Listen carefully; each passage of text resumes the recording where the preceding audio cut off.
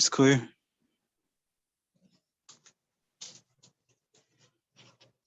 Abiyah, I want to say total bar for keeping us alive. Total bar for your mercy and the love that you have towards us. Abiyah, I ask that on this night that you can cleanse us from any filthiness, remove any distractions from our lives. And I ask that you give us wisdom to be focused and to focus on the things that matter. And I ask that we would not get too caught up in a world where we are too busy to serve you, to praise you. I'll be asked that you forgive the sins of those who lived before us, our ancestors, forgive them for their iniquity and their transgressions.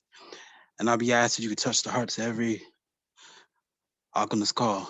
And I ask that you can strengthen them and help them with anything that they may be struggling with, things seen or unseen. And I'll be asked that we will not just be hearers of your word, but ask we will be doers also.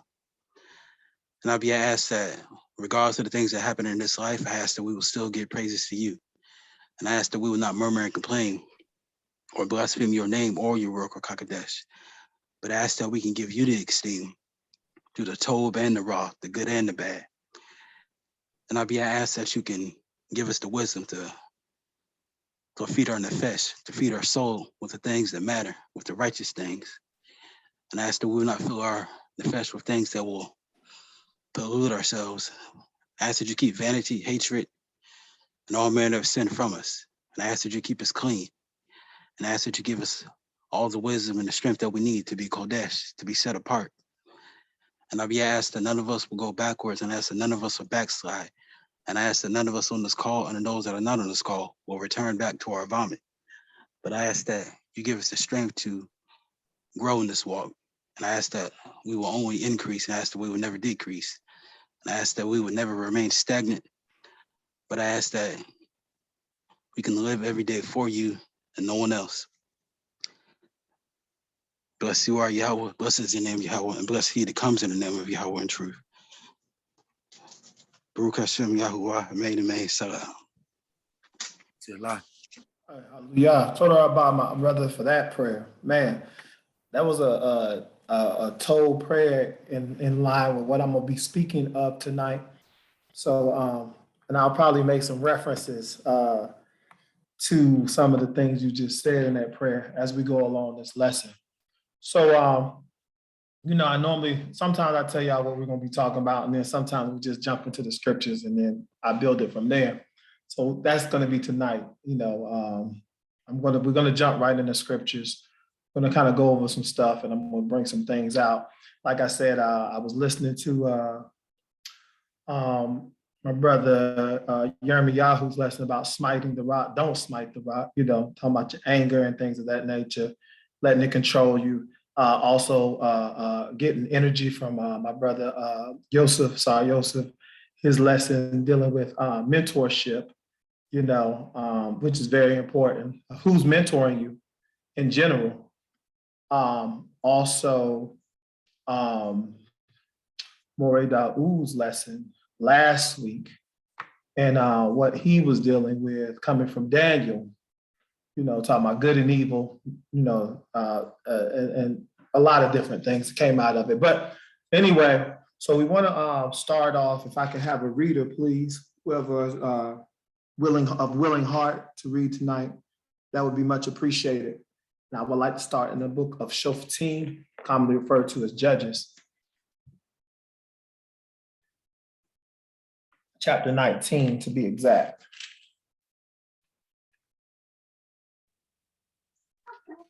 I could read tonight if you need one. Okay, told her by my brother for that. Told her about for that. Chapter 19, if you can start at you can start at verse 22. That'd be appreciated.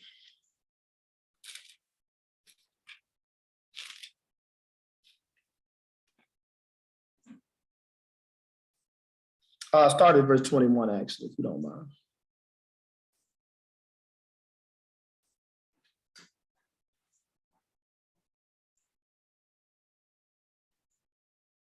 I was having a little trouble unmuting my phone for some reason. So luckily, Okay. We're in the book. We're in the book of Shoftim, chapter 19. You want to start at verse 22? 21. Start at 21. Verse 21. That's it there. And reads on this wise. So he brought him into his house and gave the asses fodder. And they washed their feet and did eat and drink. As they were making their hearts merry, behold, the men of the city, certain base fellows, beset the house round about, beating at the door. And they spoke to the master of the house, the old man, saying, bring forth the men that came into thy house, that we may know them. Okay. And the man, the master of the house, went out unto them and said unto them, nay, my brethren, I pray you, do not so wickedly, seeing that this man is coming to my house. Do not this wanton deed. Behold, here is my daughter, a virgin, and a concubine. I will bring them out now, and humble ye them, and do with them what seemeth good unto you. But unto this man, do not so wanton a thing. All right. So what is the first thing that comes to your mind when we read this? What's the first thing that comes to your mind when we read this particular passage?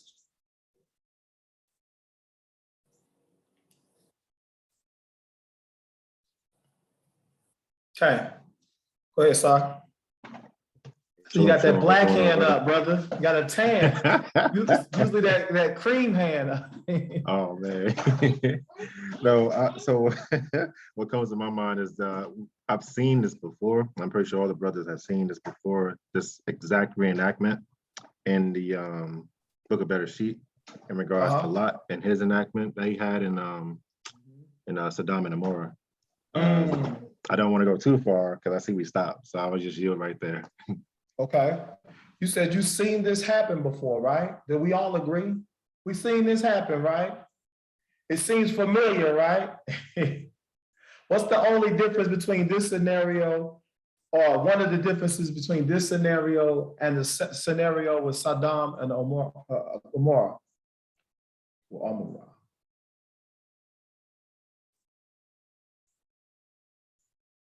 Is there any difference?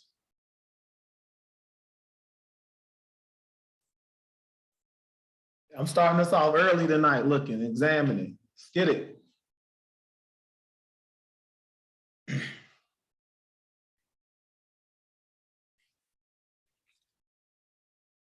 Is there any difference? Do you see any difference between this situation versus the situation of Sodom and Gomorrah? Somebody put something in the comments. Oh, okay. Lot offered his daughters. This man offered his daughter and the man's concubine. Okay, that is one difference. Any other difference?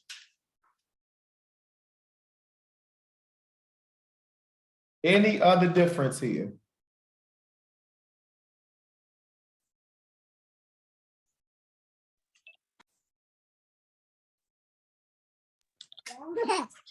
Could also be like the man try to negotiate with them in a sense to stop him from the sin. Well, they were still going to commit it. The evil deed. The sin of Sodom, I should say. That's it. I yield. Okay, all right. Y'all thinking though. I can hear the wheels turning. So in Bereshit, it's something very simple. It's right before your eyes. You're looking at it, right? Of course, we're not in Sodom and Gomorrah, right? Where are we at? We're in a city of Benjamin, right? Territory of Benjamin, right?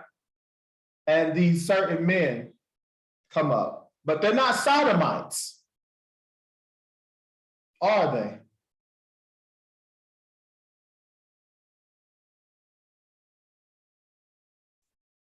Come on, y'all got it?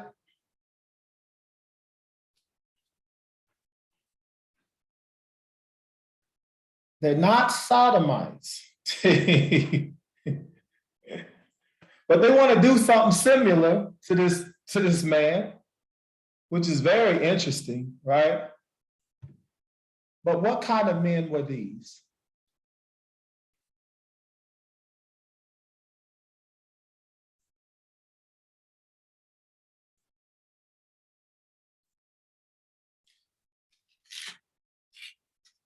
Read that verse 22 again, Adon.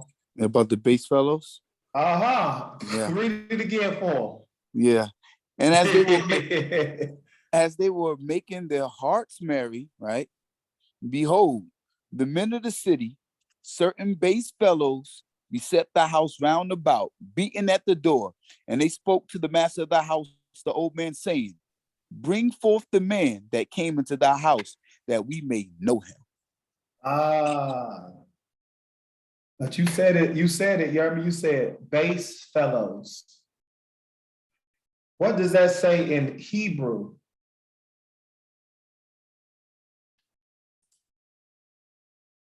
What kind of men were they in Hebrew?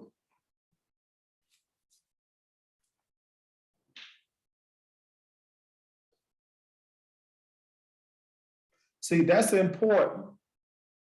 Sometimes we read this, right? We read these precepts, we read these scriptures, right? And it's certain things we just kind of read over because it's normal to us. We've read it before, we read it a million times over, but the scriptures doesn't call them sodomites or people of Sodom and Moreh. It doesn't call them, it doesn't even name them by the name of a tribe. Isn't that interesting? It doesn't say what tribe they're from, what people. It doesn't say they're Amalekites. It doesn't say they're Amorites, right? It calls them this particular name. I saw somebody put in the chat, sorry, Yosef, sons of Beliya, right? Beliya. The name Beliya in Hebrew. Okay. Sons, not sons of Israelite women or sons of Gentiles or sons of this woman or sons. It says sons of Beliya, right? I seen it also put worthlessness is what Beliya means. Worthlessness. Just to examine that word from the root Bala, right? It means to grow old or feeble. That word, the root word of Beliya is Bala, right? Bet lamed he. It means to grow old or feeble. Now, what does that have to do with being worthless?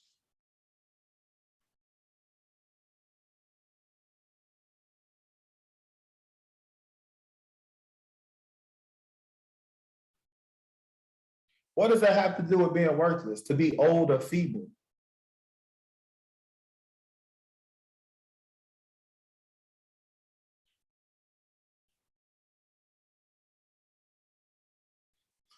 So one mindset behind it may be, right? When somebody is older, what's a character? What is something that sometimes older people feel?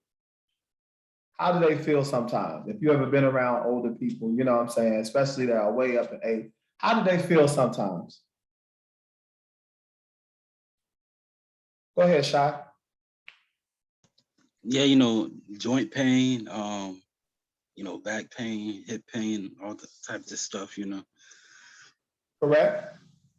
Somebody, I love what Sar Yosef put. He put unproductive, right? Have you ever heard an old person say they feel useless? Have you ever heard that? I'll just get in y'all's way, right? I don't have the strength to help you. So they feel useless. Not to say they are useless. It's just saying that sometimes that's why we have to favor them, right? We have to be a certain kind of way toward them to make sure they're honored and respected and looked out for. But sometimes they feel useless. Why? Because they don't have maybe the strength or their vision is not as good. They're feeble or weak, right? So it says these sons of Belial, right? These sons, they weak. These are weak guys. Now, they may be physically strong, but they call them that for a reason. It doesn't say that they're from a particular tribe. It doesn't say they're from a particular region in the world. No ethnicity, no nothing like that. It just says they're sons of Belial. How do you get that qualification? Does anybody know? How do you get that qualification? how do you get that status? And then, do you know any? Go ahead, Shah. Y'all take a shot at the question. So my guess is, they're called weak. This precept is because they don't know the Most High. If you don't know the Most High, where's your protection at? That's my view. Okay, they don't know the Most High. Okay, pretty good. So let's go to 1 Shemuel. Let's go to chapter 2. We're gonna run through some scriptures, and then I'm gonna bring it all together. But I want to run through these scriptures. Shalom, Tyrell. See that brother in a long time.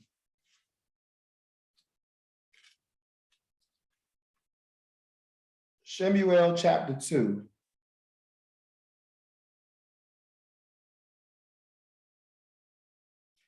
And let's start at verse 13, Aki. Go ahead. First Samuel, I just want to confirm. First Shemuel, okay. Okay. Oh, wow. Okay. Let's do this. I like it. All right. Now the sons of Eli were base men. They knew not Yah. And the custom. What'd you just say? I don't know. What'd you say a minute ago, Sean? That's exactly what he said. He just said it. He said they don't know Yah. When a person does not know Yah, it doesn't matter if you do the work of Yah. Listen to this. Whose sons were these? These were the sons of Eli. Priest. These were priests. Sons of the high priest, right? Not just the priest. These are the sons of the high priest, the Kohen Hagadol, right? The high priest. And it says that his sons were Bnei Beliya. It says that the high priest's sons were sons of Belial. It didn't say they were Israelites that just did wickedly. Right? It says that. It didn't say that they were the sons of Lewi through this line, the line of Amram, and it didn't say any of that. It says they were sons of Belial. There are things that are deeper than your bloodline right now. Go ahead, Jeremy. Yeah, just one thing I would like to mention as well on that point. Like these, as you mentioned, these are the sons of the Kohen of Eli. So they know of the Most High as far as understanding our customs, understanding what Yah expects from us as B'nai Yisrael, as sons of the Most High as well. But their ways, their actions, their customs, the lack of moral compass gave them that title, as you mentioned, Beliya. So, Torah. Yeah. Are these men dangerous? Are these sons of Beliya, are they dangerous? Or are they just some idiots? What do you think? Very dangerous. That's a wise answer, brother. That is a wise answer. Go ahead, Sean. Yeah, my first thought was, they're not dangerous, because, they're against the Most High, and the Most High can destroy them. And I think about how oftentimes in Torah, the Most High talks about getting the evil out the camp, getting the wickedness out of the camp. So there's some danger to them, especially, those who may be young in the age, and also those who may be young in the truth, young in the knowledge. Yeah. Of course. They are very dangerous. A lot of times when you see in the scriptures, those of Yah's people that have been violated are two kinds of people: the youth, because their minds have been violated, and then the old, the elders. Widows, orphans, you hear things like that, widows, orphans, you see what I'm saying? Things of that nature. Those are the ones that get violated the most. The older, the elders, and then our youth. These men are very dangerous. Keep reading about that, Adon. Jeremy. We're still in Aleph Shemuel, Okay. 2, verse 13 now. And the custom of the Kohanim with the people was that when any man offered sacrifice, the Kohen servant came while the flesh was in the seething with a flesh hook of 3 teeth in his hand. And he struck it into the pan or kettle or cauldron or pot. All that the flesh hook brought up, the Kohen took therewith. So did unto all the Israelites that came thither in Shiloh. Keep going. Yea, before the fat was made to smoke, the Kohen servant came and said to the man that sacrificed, give flesh to roast for the Kohen, for we will not have sodden flesh of thee, but raw. And if the man said unto him, let the fat be made to smoke first of all, and then take as much as thy soul desireth, then he would say, nay, but thou shalt give it me now. And if not, I will take it by force. And the sin of the young men were very great before Yah, for the men dealt contemptuously with the offering of Yah. Yep, and we know they got killed in battle later on, right? And that's when the ark got taken. These wicked men. And then they was like, we'll take it. That sounds gangster, don't it? They wouldn't even give Yah his portion, wouldn't even let the fat burn. And they said, if you don't do it, we'll take it by force. That's gangster. That's what we call gangster. That's what you call a thug. We're gonna take it by force if you don't. Straight up. This is the type of situation that we're dealing with the sons of Beliya. But there's something that we're going to see that's consecutively, that's congruent amongst all these passages that we're going to go through, okay? And you're going to see it. All right, let's go to chapter 10, same book, 1 Shemuel chapter 10, starting at verse 26.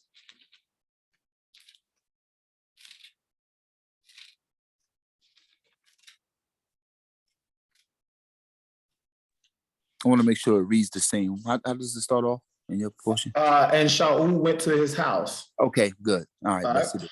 Yeah. So we're in 1 Shemuel chapter 10, verse 26. Now, this is after Shemuel had just, proclaimed Shaul as king, okay? So he just proclaimed king according to the Debar Elohim, the word of Yah, right? Go ahead. And Shaul also went to his house to Gibeah, and there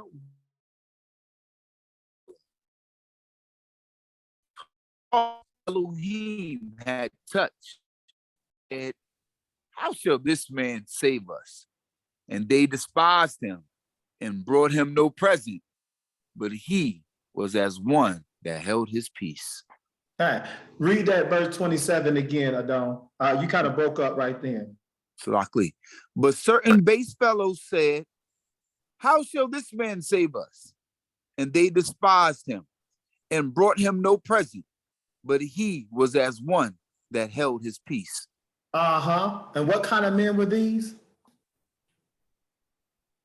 Again, sons of Beliya, worthless men, base men.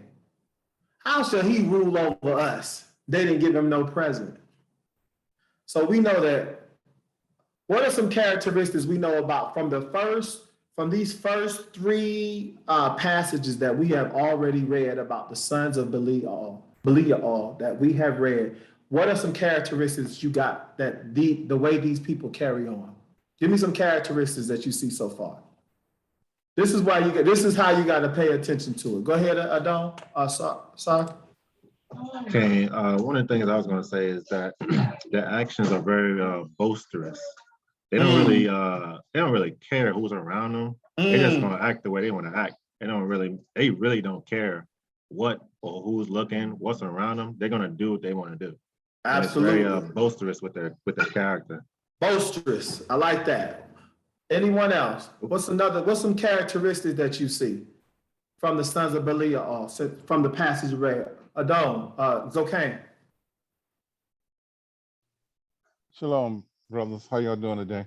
Tomeos, okay. Good to hear your voice. Good. What you got to understand is this is at a time when you're rejecting Yah as king. Talking about, well, before when you're talking about Sodom, that's another story, but now you're in a position where you're rejecting Yah as a king. And it's been going on. This hasn't just started. This is not nothing that was just taking place. This is something that's been taking place ever since they crossed the Jordan. This is a slow process of what they became. So when you look at these people, you got to look at Israel. This is what Israel is today. So when you say, what are the characteristics? Look at Israel and who they are today and the things they do today. They say I'm Hebrew Israelite, but are they really walking Yah's word and keeping his character and his personality in his word? These are the things you're looking at. Okay. Told us okay. You got something else to say, Sean? Okay, yeah. What I think about, this type of person, I just think about the opposite of the Most High wants, the opposite of and I also thought about, the Hebrew word for idol. I believe it's Eli. And, the Hebrew definition, well, the definition according to the Bible is of not good for nothing and worthless. I thought that was interesting, even though they're different words, they kind of have the same meaning, worthless, good for nothing. I yield. Okay. So the first situation that we see, because before that, you don't really see that used. You see it used in Devarim chapter 13, where the Most High warns us about these sons of Beliya leading us to idols, right? That's in Devarim 13. But then we see it here. I like what Azaria, who said, reminds me of the LBGT community. Prideful, Dasni, doesn't care about actions or who it affects, right? So first they was like, bring him out, let us know him, right? So they didn't even, they go against what's natural, right? If you kind of see the characteristics, they're self-pleasers. They're going against what's natural. Bring him out, let us know him, right? That's what we want to do. Ain't nothing wrong with that, right? We love what we love. You heard me say arrogant, right? And the second instance, right? With the sons of Eli, they're like, we don't care about the rules. We don't care about the laws. We want to eat, right? So it's a sense, if you know, now listen to this. I'm telling y'all, we got to pay attention to this. What do we know about Eli? What do we know about Eli or Eli? Eli, right? What do we know about him?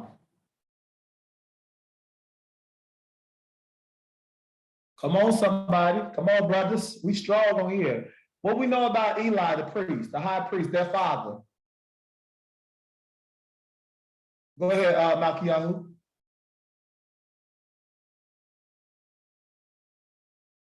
You're still muted. I don't know if you need to unmute yourselves, okay? Torah. For starters, you said that he was a high priest.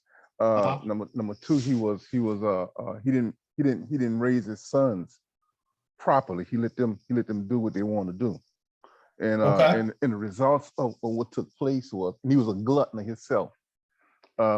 So he kind of had that lifestyle as well, So are things that we know. That's the key characteristic. They didn't describe Eli as a man with a large beard, or that he was tall, or that he was dark. It only gave us one description of Eli, and that was what? That he was a fat man.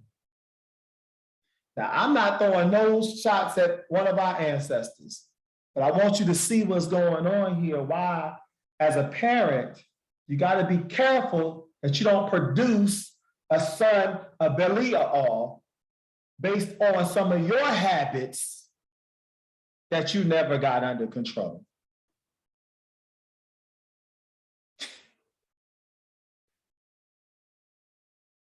I hope y'all heard that.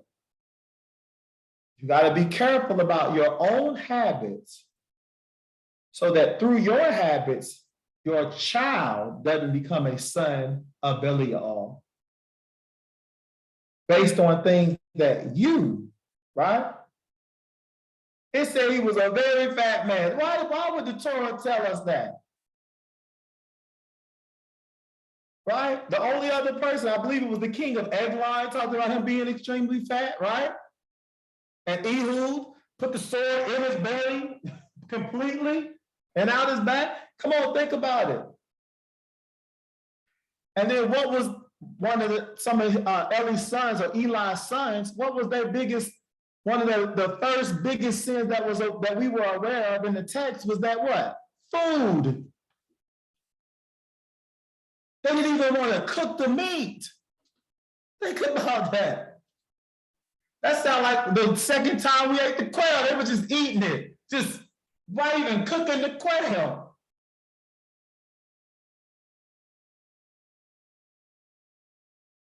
But these were the sons of the high priest. Now, that's not the only sin they did. They had other sins where they were sleeping with the women and stuff like that, you know what I'm saying? But the first one that we introduce is they're eating the meat. They're not even cooking the meat. They don't care about the Creator's portion. It said that they did not know Yah. They didn't know him. And neither did Shemuel, little Shemuel at the time. Ain't that funny? He was just getting to know Yah. But he learned, he got to know Yah. They never knew him. All right. Let's go to, did we finish that? Yes, we did. Let's go to let's go to 1 Shemuel, same thing, chapter 25. Now, I want to tell y'all something. If you read verse 12 of the same chapter that we were in, I believe it was, chapter 11, you read verse 12, Shemuel had those sons of Beliya all, he had them killed. Okay, I just want to let y'all know that. Shemuel was not playing with those guys. He had them both, he had however many of them it was, he got rid of them, had them killed. Right? And you can read that in chapter 11. There's a reason why he did that. All right, let's go to chapter 25.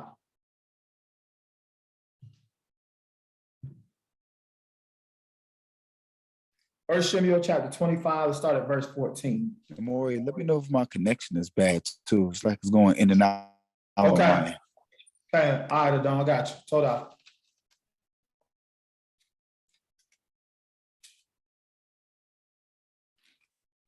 Moreh. Yeah. It was going in and out on my end. I apologize. I'm in chapter 25, but I didn't get the verse. Verse 14, Don. Oh, verse 14. Verse 14. This is dealing with the situation with Nabal, right? All right. And this is after David sent his men to request food from them. You know what I'm saying? For the service that he rendered to them. Okay. Matter of fact, he didn't even mention the service. He was just asking them for food, you know? So let's keep going. Are we still in 1 Shemuel chapter 25, verse 14? But one of the young men told Abigail, Nabal's wife, saying, Behold, David sent messengers out of the wilderness to salute our master, and he flew upon them. We were very blessed, and we were not hurt, neither with them. They were a wall unto us both by night and by day. And while we were with them, keeping the sheep. Now, therefore, know therefore now, and consider what wilt thou do. For evil is determined against our master and against all our house.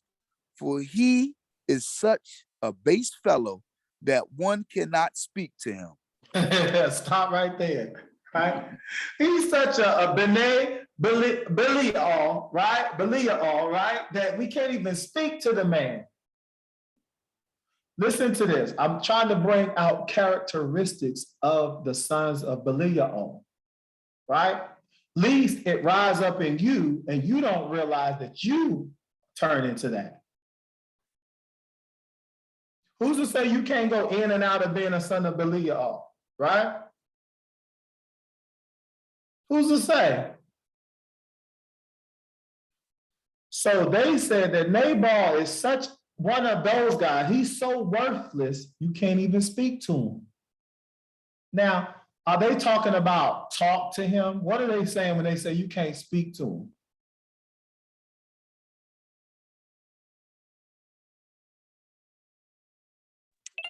Hey, Moreh, Okay. it reminds me of that Kanye West song. And he's like, you can't tell me nothing. Right. Ain't that how he acted when the witnesses came? Who is this son of Yeshua? That's what he said. Who is him that I should listen to? He's a fugitive runner. He's running away from his master. I'm paraphrasing, right? He's on the run. Ain't he on the run from his master? Go ahead, Shai. Yeah, I was going to say in this context, I was saying that, he can't take correction. He doesn't take advice. And one thing I think, if someone doesn't like taking correction or advice from anyone, even if it's good advice, they're actually doing themselves a disservice, because that person now is going to say, I'm not going to go to that person because the last time I tried to correct them, they lashed out on me and they missed out on some wisdom or, maybe some help that they most likely needed. So Time. Absolutely. This man, you can't tell him nothing. So let me ask y'all something. Should you have these men of Beliya all around you? But said low immediately, right? But are they around you?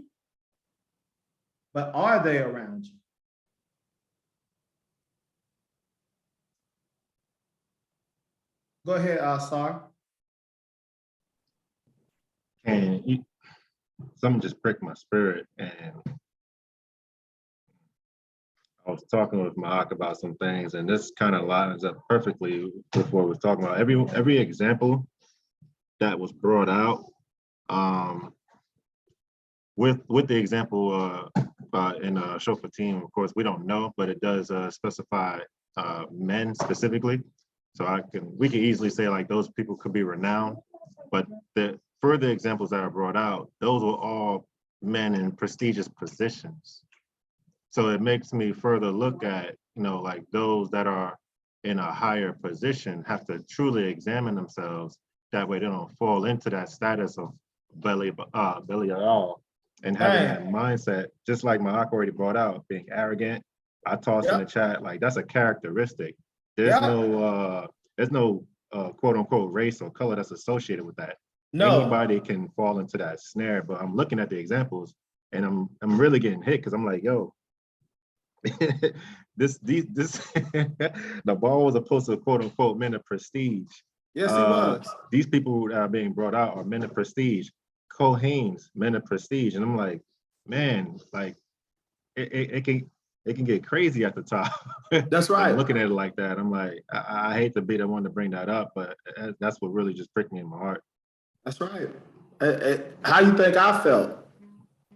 Because not only are they on men of prestige, right? It goes from the bottom to the top. It doesn't matter. I didn't read it, but Yiftach, the one of the Shofar team or the judges, it said he was raised around base men. That's what he was raised around. Remember when they kicked him out, what I'm saying, from amongst his brothers? He grew up around base men. So that would explain some of the decision-making that he did. I'm not going to get into that tonight, but that's a whole nother story when you think about the judge Yiftach. You got to really put it in. Go ahead, Makiyahu. Yeah, I was gonna say, we talk about higher up. We got to think about the people we was raised with, our family. You grew up, they put you in a certain box, and at certain points, it's hard to talk to your family. You know, you try to have a meeting of the minds, and you can't have a meeting of the mind. You can hear them, but they're arguing so much with you, you rather not say anything and let them talk until it's over with. And you heard them, but they haven't heard you.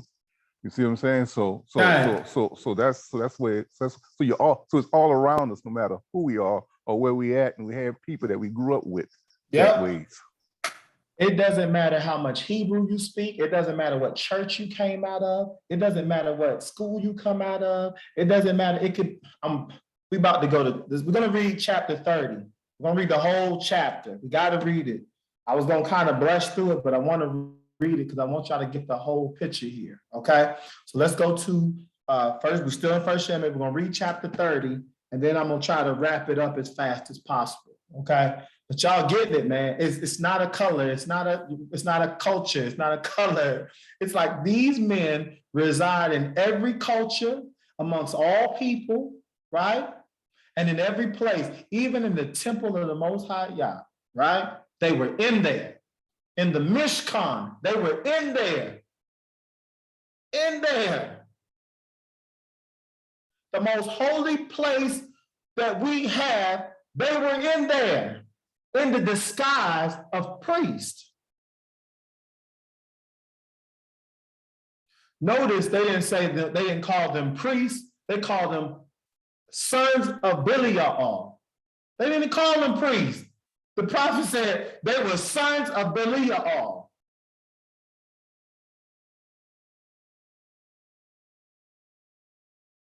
But they were in there. How?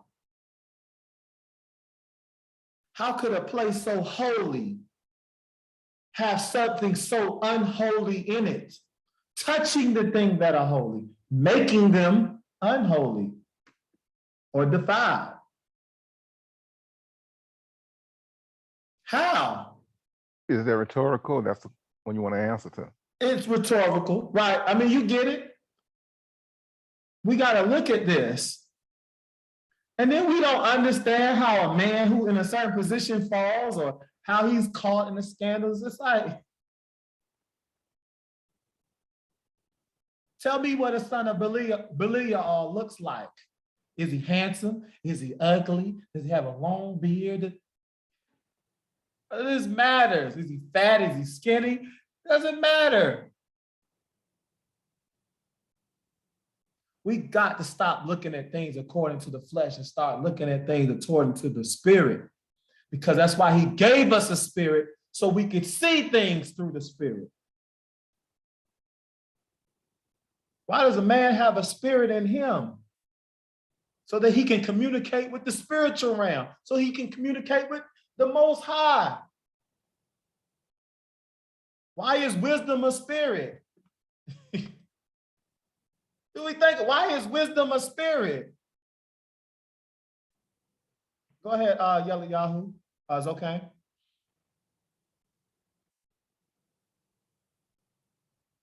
You're muted if you're talking, it's okay, Yellow Yahoo. Sleek eye. Yeah, I was listening and enjoying everybody's comments, and what came to my mind was the old commercial that used to run in the 70s and the 80s. They might still be running it on TV, although I don't watch much TV. A mind is a terrible thing to waste. And when you're talking about Beliya, I started thinking, you know, it's 12 hours in a day or 24 hours in a day. What was he doing in that office all day long? What goes through your mind in a prestigious office like that? And you're supposed to be the Shekinah esteem that the people see in that position, and that you are a servant to the people as well as a servant to the Most High. What could he have been doing for that many years? And I don't recall how many years he served in that position. But I believe it was 90 years. I know it was 90 something years. It says it in the text, you know. Okay. So he was, I just can't put into a quantity or a context of you're in this office, and I'm quite sure this was well beyond the giving of the Torah. And he was supposed to be doing what the Most High said, meditating. And so this is a lesson for all of us, especially for me, because I'm talking to me always first. He was supposed to be meditating on these words, these instructions, these precepts, day and night, talking to the Most High about, well, what did you mean about this? Or just even asking the question every day, or not every day. Well, what am I doing wrong, Father, that I may please you? Or what is the nation not doing that we might not be in the position that we all think we are in? Right. So it causes me to wonder about those issues. One was his, second is ours. What are we doing? Because I often exercise myself and ask that question, Most High, what am I not doing? What can I be doing? How am I, as a so-called Hebrew, different from the other family members, the Mishpachah? They haven't been awakened, although they're Israelites, they're Jacob's children. How am I really different from them? Okay. You know, that's just a rhetorical question. I'm just asking the Most High, because I want my consciousness cleared. Just like we went through Pesach and we were cleaning out. That's an everyday thing for me. Everyday thing. You know, and we all see those temptations. We all have those temptations. Whatever in variety they come, you know, it's going to be always your weakest point that you get hit with. And so, you know, it just begs, for me, it begs the question, what was going on in this brother's mind and in his heart? What was in his heart that he wasted so much time and caused himself to be a leader or an implication of his own children's destruction?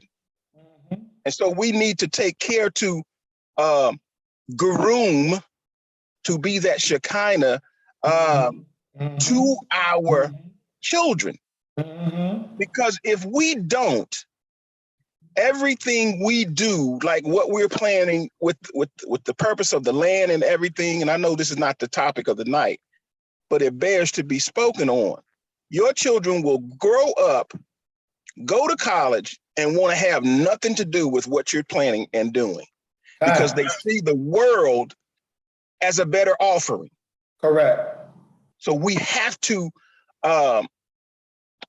be Gibberim. We have to groom our children. We have to have hands-on in the spirit, through prayer, through fasting, through talking with our children, talking with them. That is a person, as you just said, Baruch, that is a spirit. Right. We need to groom into them and pull out of them the things they may have questions on. And we need to be careful to how we treat their mothers in front of them, and how All of that. their mothers are allowed to treat you as the head. I yield. All of that. You are exactly correct, because you'll turn your son into a son of Beliya instead of Ben Baruch, Ben Yisrael, Ben Elohim, right? You see what I'm saying? That's how it should say. It shouldn't say the sons of Eli were B'nai Beliya, right? Sons of base men, worthless men. They were worthless. Well, I tell you, somebody call you worthless, what you about ready to do? You about ready to put them hands up, ain't it? What did you call me? Our own prophet said they were worthless. They're worthless men. They are worthless. Go ahead, Mount Yahoo, and then we're going to go ahead with that chapter. I don't want to take too long with this, but being worthless. When it comes to Yah's word and what we're doing with Yah's word, we are all worthless. If we're not walking it as he commanded us to walk it, we are worthless. We are of no use to him. That's right. And I'm going to yield with that. What good is a tree that's not bearing fruit? If you got a tree in your yard and you're waiting on these peaches to come and it bears no fruit, the first summer you might let it go. What's going to happen the second summer? You're going to be like, what's going on? The ground is good. It's raining. What's going on? Eventually, you're going to uproot that tree, cut it down, use it for firewood, and go get another tree. You're going to be something, I don't know what's wrong with this. Right? All right, let's go ahead and read that 1 Samuel chapter 30. We're going to go through this. I'm going to go through it as quick as possible to get the point out, but I want y'all to see some of the background. In the book of 1 Samuel, chapter 30, verse 1.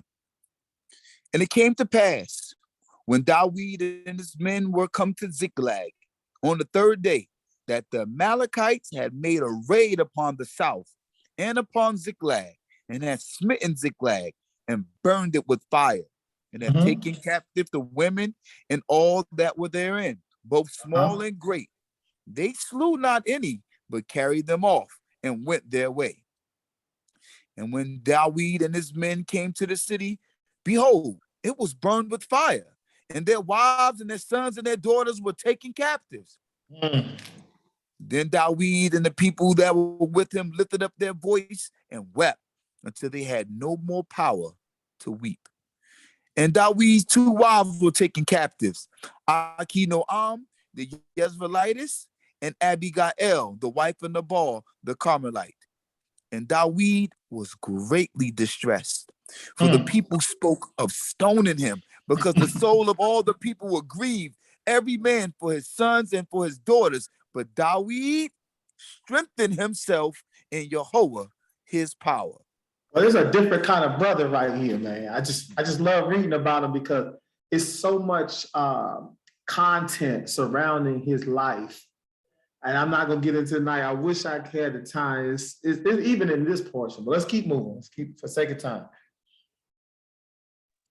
And Dawid said to Abiathar the Kohen, the son of Achimelech, I pray thee, bring me hither the ephod. And Abiathar brought thither the ephod to Dawid. And Dawid inquired of Yah, saying, shall I pursue after this troop? Shall I overtake him? And Yah answered him, pursue, for thou shalt surely overtake them, and thou shalt without fail recover all. And that's unique within itself, because most of us wouldn't have prayed, right? Most of us would have been like, get the guns, we're going to get out. We'd have been so emotional that we wouldn't even took the time to ask of Yah, do we go after them? Because clearly, you know, they've been taken. See, we act like Yah is not aware of what's going on. We might have not even inquired of Yah. We'd have been so emotional. I heard somebody say have the emotional intellect, right? I see different brothers talking about that lately, right? We might not have had the emotional intellect to realize, like, I just went after him. But he took the time and inquired of Yah. We're starting to see a comparison now between a son of Beliya, right, versus Ben Elohim, right? Son of Elohim, servant of the Most High, right? Let's keep going. So Dawid went, he and the 600 men that were with him, and came to the brook Besor, where those that were left behind stayed. But Dawid pursued, he and 400 men, for 200 stayed behind, who were so faint that they could not go over the brook Besor. And they right, and they found an Egyptian. Which one of y'all would have been one of them 200 men? It's okay. Would have stopped. Be like, I'm a little tired, man. We've been, it's already rough. Might have been a little afraid, right? But it said they were too faint, right? Let's keep going. They found an Egyptian in the field and brought him to Dawid and gave him bread, and he did eat. And they gave him water to drink. And they gave him a piece of cake of figs and 2 clusters of raisins. And when he had eaten, his spirit came back to him, for he had eaten no bread, nor drunk any water 3 days and 3 nights. And Dawid said unto him, to whom belongest thou, and whence art thou? And he said, I'm a young Egyptian, servant to a Amalekite. And my master left me because 3 days ago I fell sick.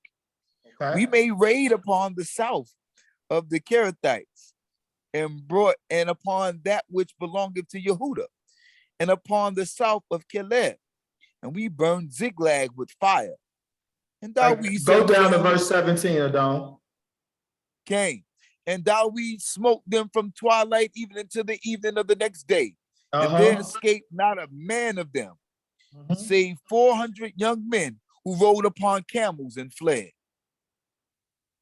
And Dawid recovered all that the Amalekites had taken, and Dawid rescued his 2 wives, and there was nothing lacking to them, neither small nor great, neither sons nor daughters, neither spoil or anything that they had taken to them. Dawid brought back all, and Dawid took all the flocks and all the herds which they drove before those of the cattle, and said, this is Dawid's spoil. And Dawid came to the 200 men who were so faint that they could not follow Dawid, whom also they had made to abide at the brook Besor. And they went forth to meet Dawid and to meet the people that were with him. And when Dawid came near to the people, he saluted them. Then answered all the wicked men and base fellows of those that went with Dawid and said, because they wait a minute. Well, go ahead and read it. Go ahead. Go ahead. Let's finish that verse out. Then answered all the wicked men and base fellows of those that went with Dawid and said, because they went not with us, we will not give them aught of the spoil that we have recovered, save to every man his wife and his children, that they may lead them away and depart. Then said Dawid, ye shall not do so, my brethren, with that which Yah have given unto us, who have preserved us and delivered the troop that came against us into our hand. And who will hearken unto you in this matter?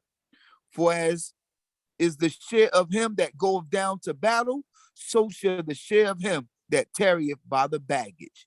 They shall share alike. And it was so from that day forward that he made a statute and an ordinance for Yisrael until this day. Oh man. So what y'all see is funny about this whole little situation right here? What's peculiar about this situation? Based on what we've been talking about. What was peculiar about this whole little situation right here? Go ahead, Shai. Yeah, one thing, well, a lot of things stood out to me. But I guess, one thing, it's verse 22. I'm just going to read it again. It says, well, the first part, then answered all the wicked men and the men of Beliya, of those that went with Dawid. And I was thinking, men of Beliya, they were with him, so, and I think, the situation that happened right here, even though this is talking about war, I think this can also be, put in the context of, being in the walk. You have those in the walk that may do more, because of their faith and their relationship with the Most High. So others cannot do the same, so that doesn't mean that their worthless, it's just they're at a different, level in their walk right now. So, but I yield. Okay. Go ahead, Malkiyahu. Dawid understood how the Most High moved. He didn't need 600 men to flee after them guys. Yah gives you strength. Yah strengthens those, and Yah makes those he need to fall back. Wasn't Dawid called, and wasn't they called. And what Dawid recognized for what they did was worthy of what took place. That's right. So Dawid gave them their portion of the spoils because they came that far with him, which was a job in itself. Now, I tell my wife, I told my wife, I remember when I was in the military and was in boot camp, how's it was. Y'all crying about the heat now, but how's it was. We was out there running, and they had people falling out with heat wrap because they wasn't eating enough salt, heat exhaustion, and heat stroke and all that stuff. But I kept on running. So I said to her, I said, I grew up in a place that's hot. The problem with y'all is y'all climatized. Y'all sit in these air-conditioned buildings all the time, and y'all get used to this stuff. But when you get out there in the field and that heat hits you, your body hasn't become accustomed to it anymore. So our body was accustomed to it, and they recognized that they just wasn't accustomed to that type of action, running 3 days, 3 nights without eating. That's something that you have to train your body to do. And not everybody's trained to do that. And that we recognize, and y'all recognize that. So y'all strengthen those he needed strengthened and weaken those he needed weakened.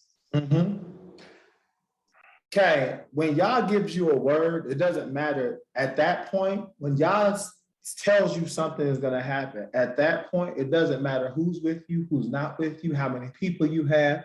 He told him to go, and he said, you shall recover all. And he recovered all. But the part I want to home in on is, why was sons of Beliya all with him? This is Melech Dawi, who the spirit was upon. At the day of his anointing, the spirit of Yah was on him. Why was sons of Beliya all with him? Do we ever think about that? Why was worthless men with him? Evil, worthless men were with him. Sometimes sons of Beliya all gonna be around you. You can't just get away from them and be like, I ain't dealing with them at all, right? Sometimes they're gonna be in your house. Sometimes they're gonna be at your job. Sometimes they're gonna be at your Knesset, at your camp, at your church, they're gonna be there. That's what they do. I believe somebody was talking about the wheat and tares last week, right? They're gonna be there. You have to recognize who they are. And it's not by how they look, it's about what they do. You will know a tree by the fruit that it bears. You're not just gonna know it by, they're not gonna have a sign on them. You're gonna have to recognize who is who. They was good enough to go to war with David. Think about that. Worthless men went to war with him. How did they know? One reason how you knew they were worthless men, what did they say? They didn't want to give their brothers from the spoil. Ain't this the same mentality of the sons of Beliya all that we read about earlier? The ones that told us, bring this man out, let us know him, right? Son of Beliya all, right? The ones that were saying, give us the meat, give it to us raw, right? The ones would say, who made him king over? We're not gonna let him, we're not giving him the gift. We don't care if he's king or not. Same spirit. And so forth and so on. The sons of Beliya all are selfish. They are self-pleasing. They care about themselves, their fame, Nabal, right? Their popularity. You can't even speak to them. You can't even reason with them. Did we think about that? You can't even reason with them.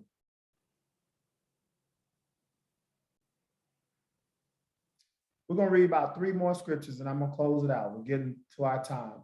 Go ahead, Moreh Shema. I just want to first of all give honor and esteem to the Most High Yah. Moreh, praise the Most High for the Ruach that He has upon you. This is the Dal told lesson. But I just want to chime in on the question that you was asking about how was men of Belial with Dawid. And the thing about it is, as Shashma was saying, and as you said, sometimes they're going to be amongst us. You know, you asked earlier, should we have them around us? And the answer to that was no. Like when you know the dangerous ones, then no. But then there's still going to always be some around us, and you don't know them until they grow up or until scenario presents itself and the character shows itself. And then once the character shows itself, and as when Moreh Dawood was teaching last week about the wheat and the tares, the way one responds to Torah would tell a lot about who they are, whether they are righteous in the Most High, because we all got faults, we mess up. But once we correct it, if we take the correction, that's one thing. But if we can't take the correction of Torah, then we're worthless. So Gadal told lesson, Moreh. Todah. One thing I want to make mention of, Todah Rabbah for that, Moreh Shema. One thing I want to make mention of is that, remember when Dawid heard what they said, he immediately rejected it, did he not? He didn't waste time. He didn't compromise with them. He said, my brothers. He called them his brothers. Did he not? Amen. He said, Aki, right? He called them his brothers. He said, don't do this. And you know what he did to prevent sons of Beliya all from doing this later? What did he do?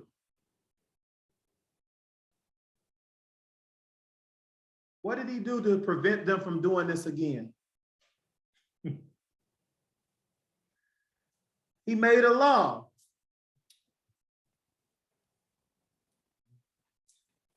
He made a law. I said this before. The reason why we got so many laws is because, I ain't saying this way, but because the sons of Beliya are. Sometimes it being us. So when they act out, a law is created. Not all the laws that we got in the wilderness was on the tablets at first. There were laws added as we were in the wilderness based on us. Like deceit seed. Based on our actions. So he put a law in place to protect from the sons of Belial and actually correct them too at the same time, giving them a chance to correct their thinking. That's mercy. So I'm gonna read 3 more scriptures, right? Let's go to Tehillim chapter 18, verse 4. Actually, let's go to Mishaleh chapter 16 first. Proverbs chapter 16. Chapter 6, I'm sorry, not 16, chapter 6. Hey, Shalom. This Shalom, is Madonna, what's up? This Brother Tayel, man. I know who this is. Shalom to all my brothers, man. And before you go to this next thing, and I'm so sorry to even interject your great teachings. All I wanted to say was, it's so funny. I was watching Set It Off.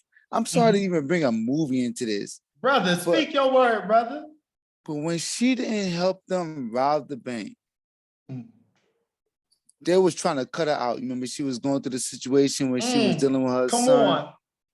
And then they felt bad for her, like, give her some money too. She's going through something. It's dealing with robbing a bank, and that's not righteous. But it was almost on the same context of she can't get anything because she didn't put in no work with the bank robbery. Come on. But they still had a feeling like, yo, give us some of that money, give us some of that spoil of this act. Evil act, righteous act, it was still give her something. Come on, Taya, that's right. That's all I wanted to say. It was just weird, but even in the evil act in the movie, they didn't want to give her the case of for not participating in the robbery. But at the end of the day, she still got the money because she was supposed to be down with the crew. But it all reverts back to Israel's like, we are all family in this same situation. Come on. And we got to get apart. The same thing about Manasseh. They have tribe of Manasseh, Ephraim, Gad. Dan, whoever was supposed to go to the other side of the land to get, and they said, Moses, what you said we're going to do, we're going to go over there and we're going to fight for the land and we're going to get our part. And then, they had to remember that to even do that. Brother, but great point. That was all, man. But it was just weird. Like that, they was about to rob a bank. She didn't want to participate, but she still got some of the spoils of the evil act of war, in a sense, But Toda Rabbi for allowing me to even speak my mind. Oh, brother, man. Thank you for speaking, my brother. It's good to hear your voice, man. Real talk. Toda Rabbi, man. Shalom, everybody that's online, man. Brothers, Okay. love you all, man. Likewise, likewise. It's okay, Malkiyahu. I'm going to move. We're getting kind of late. I'm going to come back at the end and let you have some words because I'm going to kind of move through these last few scriptures, okay? So I see your hand up. I'm going to come back. All right, let's go to Mishlei chapter 6. Let's go to verse 12, and then we're going to read Tehillim 101, 3 and 4. And then I'm going to read one final verse. Mishlei chapter 6, verse 12. Okay. A base person, a man of iniquity, is he that walketh with a froward mouth. A forward mouth, an arrogant mouth, running their mouth. If we had kept going, I had some other scriptures, but we had kept going. The Benjamite that came out cursing King David and throwing stones. Yes, sir. It's called him a son of Beliya, right? David didn't kill him. One of his partners wanted to kill the man, but David said, no, no, no, no. If he's cursing at me, y'all have allowed it. Come on now. But he was a son of Beliya, and later on he got his, but not because David was in the wrong. You see what I'm saying? So I just want to throw that out there. Let's go to Tehillim chapter 101, verse 3 and 4. Okay. These are characteristics of sons of Beliya, and there's more, but we're just gonna hit a couple and we're gonna call it, wrap it up. Go ahead, Dr. John. Yep, Tehillim 101, 3 and 4. I will set no base thing before mine eyes. I hate the doing of things crooked. It shall not cleave unto me. A perverse heart shall depart from me. I will know no evil thing. I love that one because that thing, that crooked, that base thing, that is Beliya as in Hebrew. I said no matter of Beliya before my eyes. Nothing worthless comes before my eyes. That's a hard thing to do, brothers, sometimes. Sometimes you might be scrolling social media, especially Instagram, and does a base matter come before your eyes? You might be watching a video on something and a base matter comes before your eyes, but it's entertaining. I'm telling you, this stuff is serious. That spirit of Beliya can creep up in any of our spirits if we're not on guard. Any of us could fit those characteristics. We can go from being a son of Elohim to a son of Beliya in a moment. If you don't control yourself. Let's go to, I'm going to ask this one question, right? When you think of a most righteous men of the Tanakh, the most righteous men of the Tanakh, what's the name that come to mind?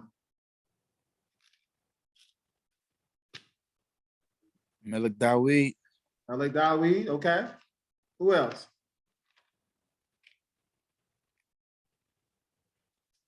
Job. Abraham. What'd you say, Shai? Job. Look at it. I did. Abraham was definitely most righteous, but there were three people that Tanakh named that was more righteous, seemed to be more righteous than anybody. That's Noah, Eob, and who? Who's the third? Just testing you brothers a little bit. Zaquin hits us with this all the time. Who's the third? Daniel. There we go. Okay, good job. Daniel. There were some three righteous brothers. So let's go to the book of Eob, chapter 29. There's something you have to do to protect yourself and the people against the men of Sodom, who were men of sons of Beliya, Eli's sons, who were sons of Beliya, other nations who have sons of Beliya. This is just a group. It's a whole, you can call that a tribe itself, the sons of Beliya. It's a tribe. It's all over. It's all over. It's on the four corners of the earth, right? And if you don't be careful, it'll rise up in you, and you'll become one. Chapter 29, just start at verse 1 and down, and I'm gonna end there. Okay, we're in the book of Job, chapter 29, verse 1.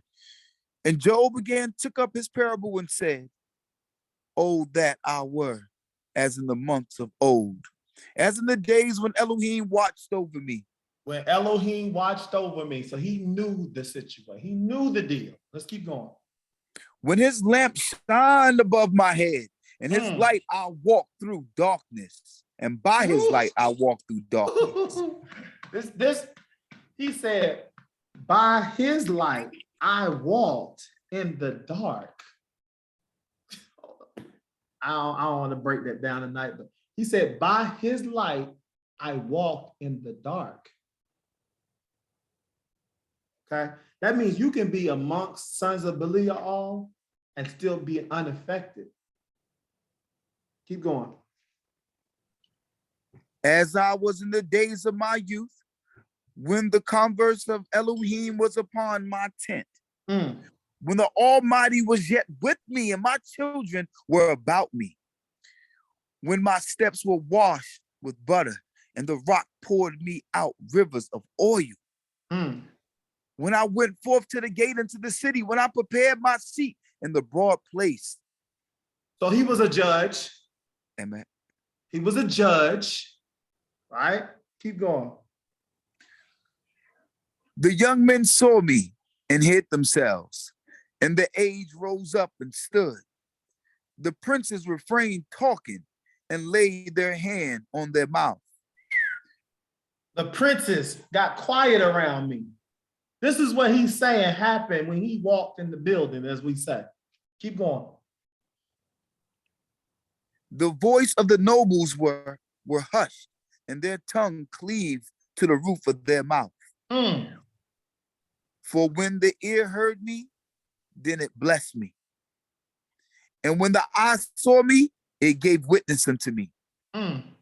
Because I delivered the poor that cried. Why? Now, this is the part we need to pay attention to. Come on. Because the things that he did was to protect against the sons of Beliya all. All these things that he's naming now, the sons of the Sodom and Gomorrah, that's what they were doing. This is why they were destroyed. Keep going, Adam. Bring it, bring it. Because I delivered the poor that cried, the fatherless also that had none to help him. The fatherless that didn't have nobody to help. I was the father to them. Amen. Keep going. The blessing of him that was ready to perish came upon me. And I caused the widow's heart to sing for joy. I put on righteousness, and it clothed itself with me. My justice was as a robe and a diadem. I was eyes to the blind, and feet was I to the lame. I was a father to the needy, and the cause of him that knew not I searched out. And I broke the jaws of unrighteousness. My favorite part. The prey out of his teeth. Amen. He said, I broke the jaws of the unrighteous, of perverse, it says in mine. I broke the jaws and snatched the prey from his teeth. Yeah, B'nai Elohim. Right? B'nai Elohim, son of Elohim versus son of Belial. Read the rest on your own time. It's beautiful. But he had to protect the people against these sons of Belial that was doing this evil to them. At the Most High, these are the things that got us kicked out the land because we became sons of Belial.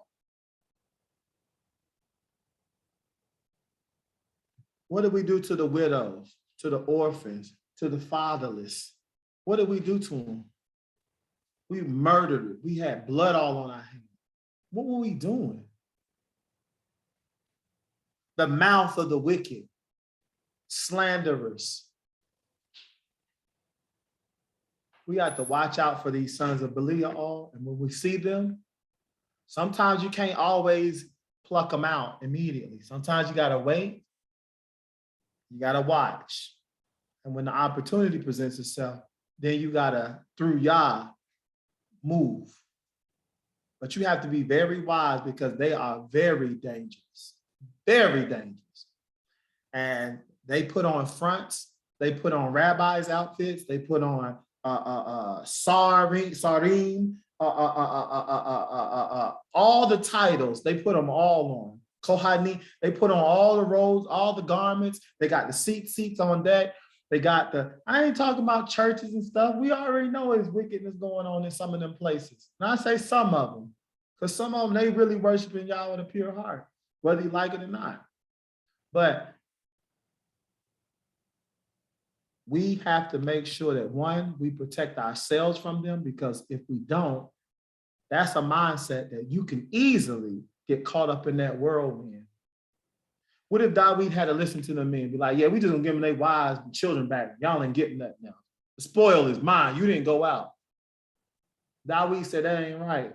We ain't gonna do that. And I'm gonna make a law to make sure that you don't do that. I made a law. We gotta be like that, brothers. We gotta break the jaw of the perverse. We gotta do that. That's a war against the sons of Beliya and the sons of light, B'nai Elohim, as he said. Which side are you on? Who you fighting for? It's easy to become selfish. All the sons of Beliya are selfish. All of them are arrogant. All of them. They're caught up in money, in titles, in positions. And they taking whatever they want. I didn't say they making, they're working for it. They're taking whatever they want. Let's protect ourselves from them. Let's protect each other from the sons of Beliya. And if you see the son of Beliya rising up in me, I need you to address it. I need you to say, hey, Baruch, hey man, that wasn't a B'nai Elohim move you just made. All right, you ain't got to be like, you devil, but you can pull me to the side. You can tell me, and I gotta tell you, so that we keep the sons of Beliya where they're supposed to be.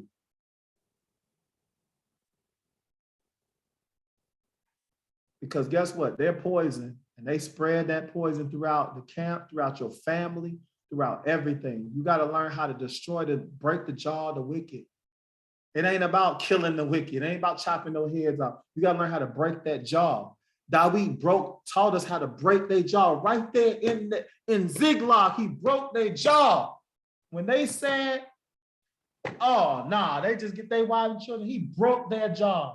He said, brothers, don't. And look how he did it. He did it in a way where it was like, brothers, let's not do that. The people that stay with the baggage is just as important as the ones that go out. And they'll get some spoiled too. See how he did it? He didn't say, you niggas is crazy. He didn't do that. They wanted to stone him. He didn't be like, y'all try to stone me if y'all want to. The spirit of Elohim was upon me and I'm gonna just, he didn't do that. He girded his own self up and said, I'm gonna strengthen my own self and go to my creator and tefillah on this. How can I resolve the issue?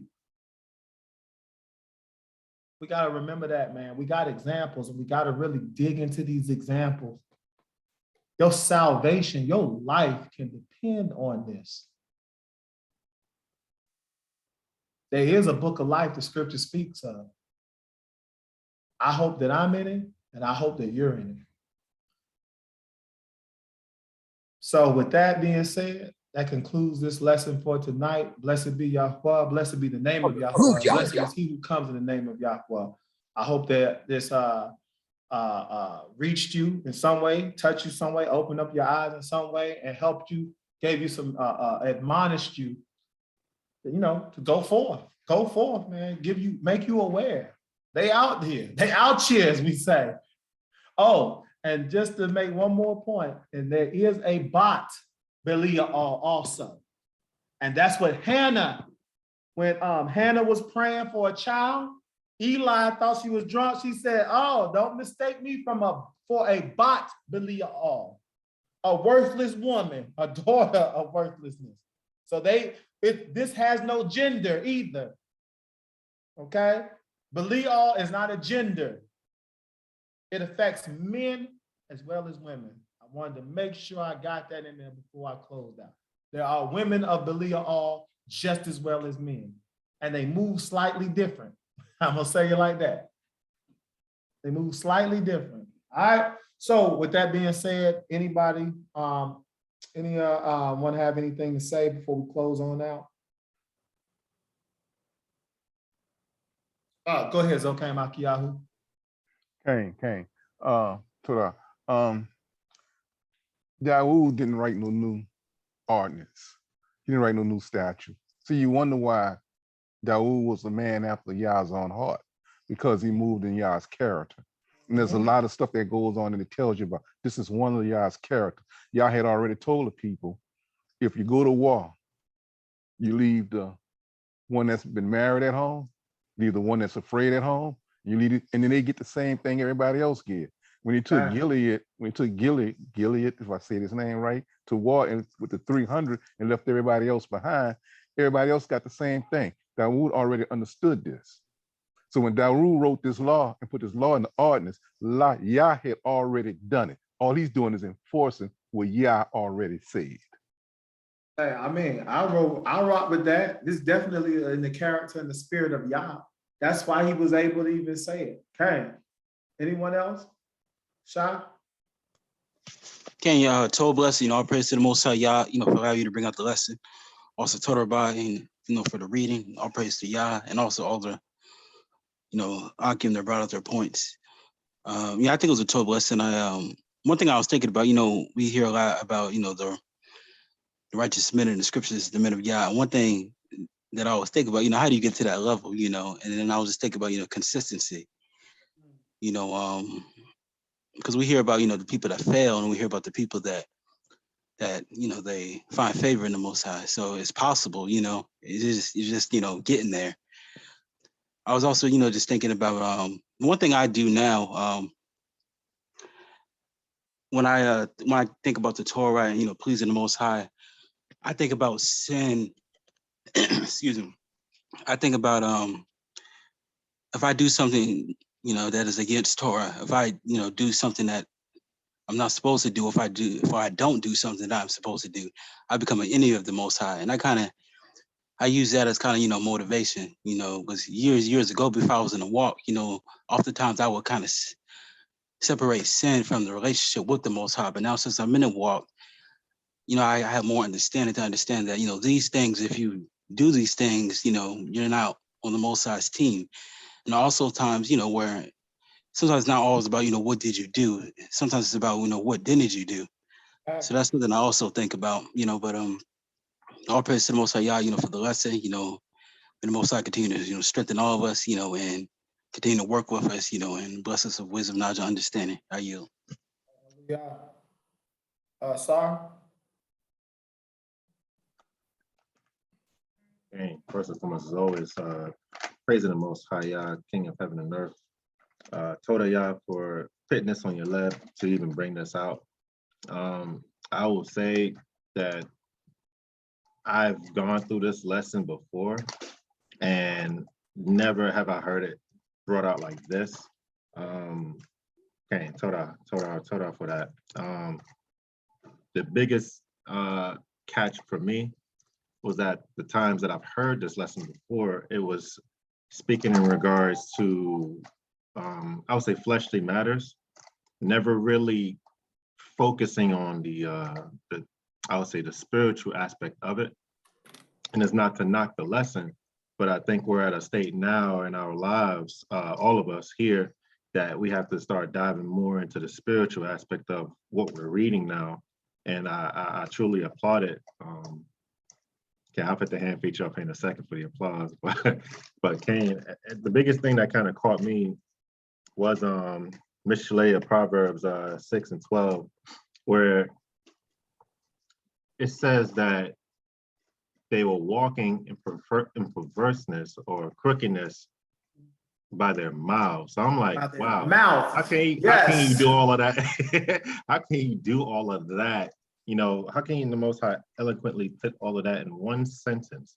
So I sat there and I thought about it for 1 second. I'm like, these dudes are walking, they're talking, every facet of their action is perverse. Yep. Everything that they're producing is perverse.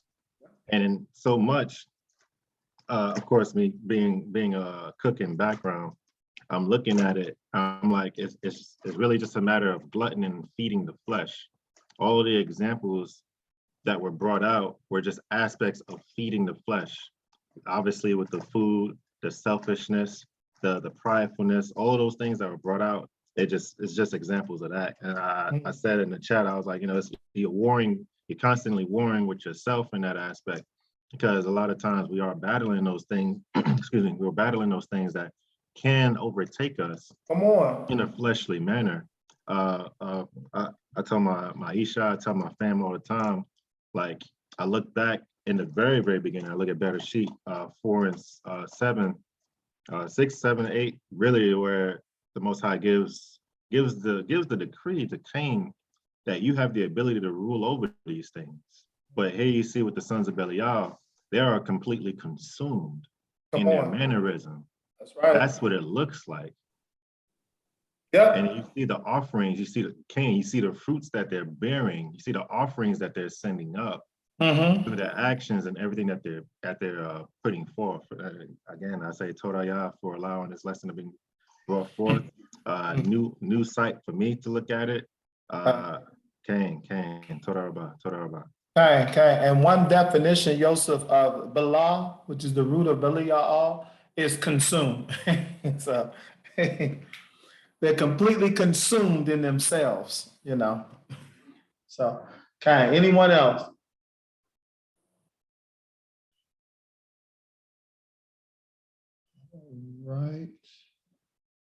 All right. Sorry, Johanna, anything?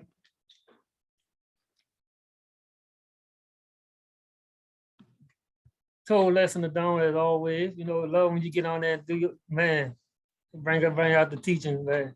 And that's right, man. We is surrounded with a lot of the sons of Beliya, at work.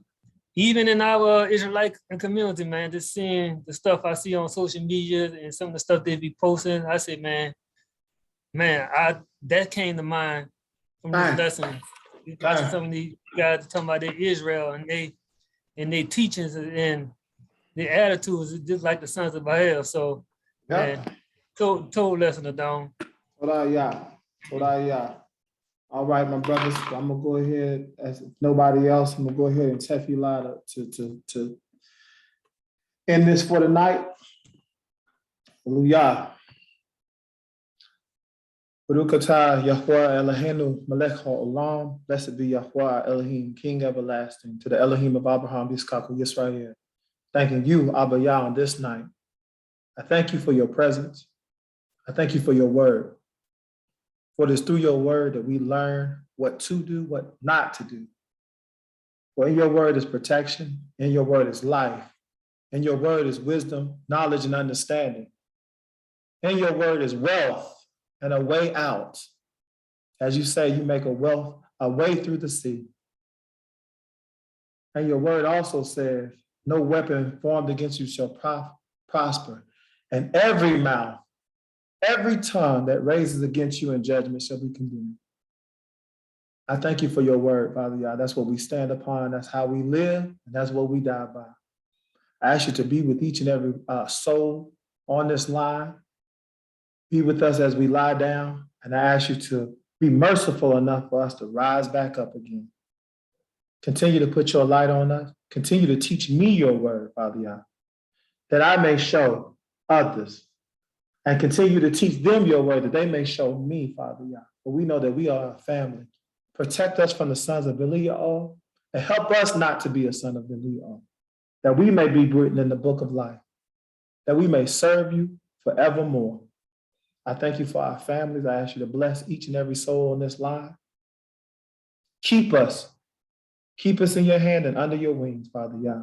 And I pray that you bless us and make us strong, that we may possess the gates of our enemies, that we may not be ashamed nor lacking any good thing, for you are above all that is called El. Baruch atah Yahweh, Baruch Hashem Yahweh, and Baruch haba b'Shem Yahweh. Hallelujah, wa amen. Hallelujah. Hallelujah. Yeah. All right, my brothers, enjoy y'all, man. Love y'all. Y'all have a told week. Yeah, Torah Rabbah for that, Moreh. Spot on. Hallelujah. Y'all be praised. Amen.